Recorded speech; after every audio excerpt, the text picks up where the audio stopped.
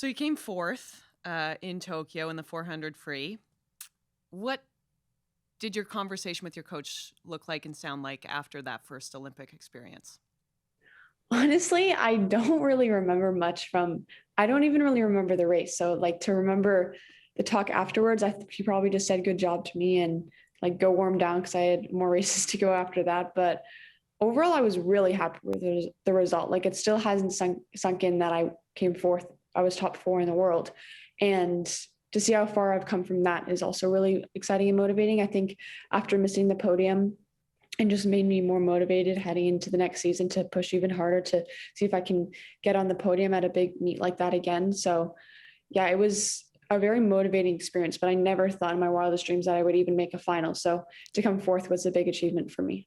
How was your first Olympic experience? Like, you were only 14. Again, I don't mean to bring it back to myself, but I do think about Vancouver. I was 20 years old there, and I was overwhelmed. Like, I was like, whoo.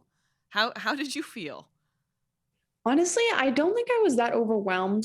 That was my first big competition when it had like a village and things like that. And I think that since I was surrounded by so many people that had done it before in one way or another, that I kind of knew what I was doing. I kind of try to use their experiences to understand what I should be doing as well. And I had a lot of people surrounding me that just knew what to do and how to keep me grounded and how to keep me recovering properly and how to deal with all the outside and just kind of block that out. So I was not as overwhelmed as I thought it would be. I didn't really know what to expect going into it, but overall I was really happy with how I managed my emotions because that's one of the main things that I don't think people realize is you have to deal with a lot of things that are going on mentally. So to be able to turn that on and off when it comes to race day, you want to have as much emotion as possible. When you're trying to sleep in between races, you want to have no emotion. You just want to be able to be very on task. So it's definitely a balancing act that I continue to try to improve on every time I go to a big meet because it is a lot to deal with.